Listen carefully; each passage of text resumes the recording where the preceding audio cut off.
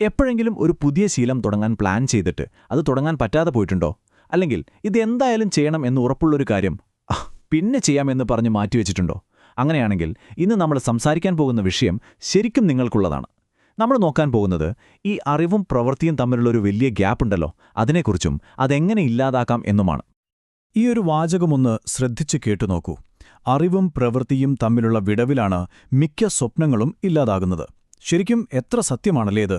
നമ്മുടെയൊക്കെ ഏറ്റവും നല്ല ഐഡിയകളും ഇത് ചെയ്യണം എന്നുള്ള ഉറച്ച തീരുമാനങ്ങളും പലപ്പോഴും ഒരു ആക്ഷനിലേക്ക് എത്തുന്നതിനു മുന്നേ തന്നെ ഈ ഗ്യാപ്പിൽ എവിടെയോ വെച്ചങ്ങ് ഇല്ലാതായി പോകും. സത്യം പറഞ്ഞാൽ ഇതാണ് നമ്മളിന്ന് പരിഹാരം കാണാൻ പോകുന്ന ഏറ്റവും വലിയ പ്രശ്നം. അപ്പോൾ എന്തുകൊണ്ടാണിങ്ങനെ സംഭവിക്കുന്നത് അല്ലേ? എന്തുകൊണ്ടാണ് നമ്മുടെ ഏറ്റവും ഗംഭീരൻ പ്ലാനുകളും നല്ല ഉദ്ദേശങ്ങളുമൊക്കെ വെറും ചിന്തകളായിട്ട് മാത്രം ഒതുങ്ങിപ്പോകുന്നത്?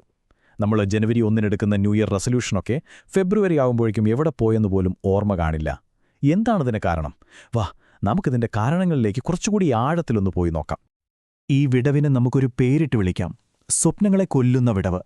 അതായത്, ഞാനിത് ചെയ്യണം എന്ന് നമ്മൾ പറയുന്നതിനും ഞാനത് ചെയ്തു എന്ന് പറയുന്നതിനുമിടയിലുള്ള ഒരു സൈലന്റ് സ്പേസാണിത്. നമ്മുടെ എല്ലാ പൊട്ടൻഷ്യലും ഇല്ലാതായി പോകുന്നത് ഈയൊരു സ്ഥലത്ത് വെച്ചാണ്. ഇവിടെ നമ്മൾ ഒരു കാര്യം പ്രത്യേകം ഓർക്കണം. ഇത് വലിയ എന്തോ ഒരു വീഴ്ചയെക്കുറിച്ചോ അല്ലെങ്കിൽ നാടകീയമായ പരാജയത്തെക്കുറിച്ചോ അല്ല നമ്മൾ സംസാരിക്കുന്നത്. അല്ല, മറിച്ച് ഓരോ ദിവസവും നമ്മൾ കാണിക്കുന്ന ചെറിയ മടി, പറയുന്ന ചെറിയ ചെറിയ ഒഴികഴിവുകൾ, ഒന്നും ചെയ്യാതിരിക്കൽ, ഇതൊക്കെയാണ് നമ്മുടെ സ്വപ്നങ്ങളെ പതിയെ പതിയെ ആരും അറിയാതെ ഇല്ലാതാക്കുന്നത്. അപ്പോൾ ഈ പ്രശ്നത്തിന് വേറൊരു വശം കൂടിയുണ്ട്. ചില സമയത്ത് നമ്മൾ വിചാരിക്കും, ഞാൻ മുന്നോട്ട് പോയിക്കൊണ്ടിരിക്കുകയാണെന്ന്. പക്ഷേ ശരിക്കും പറഞ്ഞാൽ നമ്മൾ ഒരേ സ്ഥലത്തൊന്ന് ഓടുകയായിരിക്കും. ഈ ഒരു പുരോഗതിയുടെ മിഥ്യാബോധം അതെങ്ങനെയാണ് വർക്ക് ചെയ്യുന്നതെന്ന് നമുക്കൊന്ന് നോക്കാം. ഈ വ്യത്യാസം ഒന്ന് ശ്രദ്ധിച്ചു നോക്കിയേ. ഒരു സൈഡിലെ ചലനം അല്ലെങ്കിൽ മോഷൻ, അതായത് എന്താ, പ്ലാൻ ചെയ്യുക, പുതിയ കാര്യങ്ങൾ പഠിക്കുക, തയ്യാറെടുക്കുക, ഇതൊക്കെ.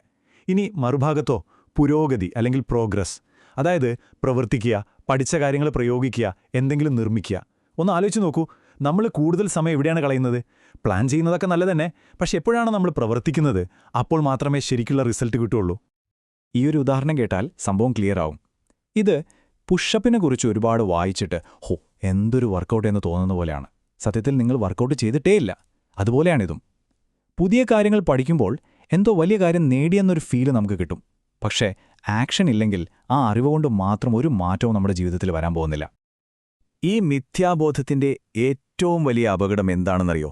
നിങ്ങൾ മുന്നോട്ട് പോവുകയാണെന്ന് നിങ്ങൾ തന്നെ വിശ്വസിക്കും, പക്ഷേ സത്യം അതായിരിക്കില്ല. നിങ്ങൾ ഒരേ സ്ഥലത്ത് കിടന്ന് കറങ്ങുകയായിരിക്കും, റൺവേയിൽ കിടന്ന് കറങ്ങുന്ന വിമാനം പോലെ, ഒരിക്കലും ടേക്ക് ഓഫ് ചെയ്യാതെ. അപ്പോൾ ശരി, എന്തുകൊണ്ടാണ് നമ്മളിങ്ങനെ സ്ട്രക്കായി പോകുന്നത്? ഈ വിടവ് ചാടിക്കടക്കാൻ നമുക്ക് പറ്റാതെ പോകുന്നത് എന്തുകൊണ്ടാണ്? വാ, അതിന്റെ പ്രധാന കാരണങ്ങൾ എന്തൊക്കെയാണെന്ന് നോക്കാം. നമ്മുടെ കംഫർട്ട് സോണിന്റെ 4 മതിലുകൾ. 4 പ്രധാനപ്പെട്ട മാനസിക തടസ്സങ്ങളാണ് നമ്മളെ പിന്നോട്ട് വലിക്കുന്നത്. ഒന്നാമത്തേത് ഭയം. പ്ലാൻ ചെയ്തുകൊണ്ടിരിക്കുന്ന അത്രയും കാലം പരാജയപ്പെടില്ലല്ലോ. രണ്ടാമത്തേത് പെർഫെക്ഷനിസം, അതായത് എല്ലാം ശരിയാവുന്ന ആ പെർഫെക്റ്റ് നിമിഷത്തിനു വേണ്ടിയുള്ള കാത്തിരിപ്പ്. പക്ഷേ ആ നിമിഷം ഒരിക്കലും വരില്ല. മൂന്നാമത്തേത് ഓവർവെൽം, അതായത് ലക്ഷ്യമൊരു വലിയ മല പോലെ മുന്നിൽ കാണുമ്പോൾ അടുത്തൊരു സ്റ്റെപ്പ് വയ്ക്കുന്നതിനെക്കുറിച്ച് ചിന്തിക്കാതെ ആകെ തളർന്നു പോകുന്ന അവസ്ഥ. പിന്നെ നാലാമത്തേത് കംഫർട്ട്, നാളെ ഖേദിക്കുന്നതിനേക്കാൾ നല്ലത് ഇന്നത്തെ ഈ സുഖമാണെന്നുള്ള ചിന്ത. ഓക്കെ, അപ്പം നമ്മൾ ഇത്രയും നേരം പ്രശ്നത്തെക്കുറിച്ചും അതിന്റെ കാരണങ്ങളെക്കുറിച്ചുമൊക്കെ സംസാരിച്ചു. ഇനി നമുക്ക് സൊല്യൂഷനിലേക്ക് വരാം. വളരെ പവർഫുള്ളും സിമ്പിളുമായൊരു പരിഹാരമുണ്ട്. അതെന്താണെന്ന് നോക്കാം. ആ വിടവിനു മുകളിലൂടെ നമുക്ക് പണിയാൻ പറ്റുന്ന പാലം, അതാണ് ഡിസിപ്ലിൻ അല്ലെങ്കിൽ അച്ചടക്കം. ഇത് നമ്മളെ സ്വയം ശിക്ഷിക്കുന്നൊന്നല്ല കേട്ടോ, മറിച്ച് നമ്മുടെ ലക്ഷ്യത്തിലേക്കെത്താനുള്ള ഏറ്റവും പവർഫുൾ ടൂളാണ്. അതായത്, ചെയ്യാൻ തോന്നുന്നുണ്ടോ ഇല്ലയോ എന്നതിനപ്പുറം ചെയ്യേണ്ട കാര്യങ്ങൾ ചെയ്യുക. നിങ്ങളുടെ മൂടുമായി ഒരു വിലപേശലിലും നിൽക്കാതിരിക്കുക. അതാണ് യഥാർത്ഥ അച്ചടക്കം. പ്രചോദനത്തെക്കുറിച്ച്, അതായത് മോട്ടിവേഷനെക്കുറിച്ച് നമുക്കെല്ലാവർക്കും ഒരു വലിയ തെറ്റിദ്ധാരണയുണ്ട്. എന്താണെന്ന് വെച്ചാൽ, എന്തെങ്കിലും ചെയ്യാൻ മോട്ടിവേഷൻ വരാനായി നമ്മൾ കാത്തിരിക്കും. പക്ഷേ സത്യം നേരെ തിരിച്ചാണ്. നിങ്ങൾക്ക് മോട്ടിവേഷൻ ഉള്ളതുകൊണ്ടല്ല നിങ്ങൾ പ്രവർത്തിക്കുന്നത്. നിങ്ങൾ പ്രവർത്തിക്കാൻ തുടങ്ങുന്നതുകൊണ്ടാണ് നിങ്ങൾക്ക് മോട്ടിവേഷൻ കിട്ടുന്നത്. ഓർക്കുക, ഫീലിംഗ്സ് എപ്പോഴും ആക്ഷനെയാണ് ഫോളോ ചെയ്യുന്നത്. ഇവിടെയാണ് ഒരു അമച്വറും ഒരു പ്രൊഫഷണലും തമ്മിലുള്ള വ്യത്യാസം വരുന്നത്. അമച്വർമാർ എപ്പോഴാണോ അവർക്ക് ചെയ്യാൻ തോന്നുന്നത് അപ്പോൾ പ്രവർത്തിക്കും. എന്നാൽ പ്രൊഫഷണലുകളോ, അവർക്ക് ചെയ്യാൻ തോന്നുന്നുണ്ടോ ഇല്ലയോ എന്നൊന്നും നോക്കില്ല. ചെയ്യാനുള്ള സമയമാവുമ്പോൾ അവർ അത് ചെയ്തിരിക്കും.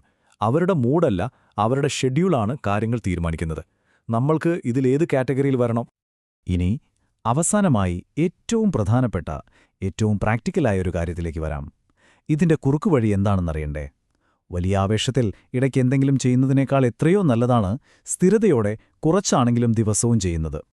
യഥാർത്ഥത്തിലുള്ള ഒരേയൊരു ഷോർട്ട്കട്ട് ദിവസവും ചെയ്യുക എന്നതാണ്. ഇതിൽ വേറെ മാജിക്കോ രഹസ്യങ്ങളോ ഒന്നുമില്ല. ഓരോ ദിവസവും ആവർത്തിക്കുന്ന ചെറിയ ലളിതമായ കാര്യങ്ങൾ അതുമാത്രം മതി. ഈ ചാർട്ടിലേക്കൊന്ന് നോക്കൂ.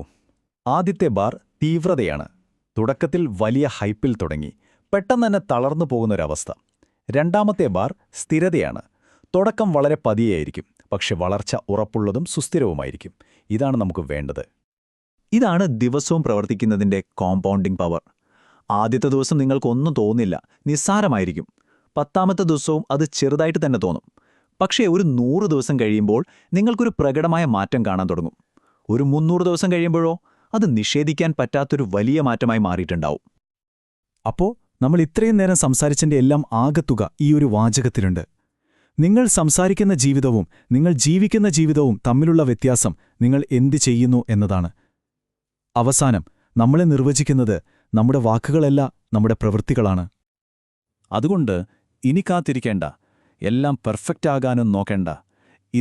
ഇപ്പോൾ തന്നെ നിങ്ങൾക്കെടുക്കാൻ കഴിയുന്ന ആ ഒരൊറ്റ ചെറിയ അപൂർണമായ സ്റ്റെപ്പ് എന്താണ്? ആ ഒരൊറ്റ ചുവട് വെച്ചുകൊണ്ട് നമുക്ക് ഈ വിടവ് നികത്താൻ തുടങ്ങാം. എന്താ?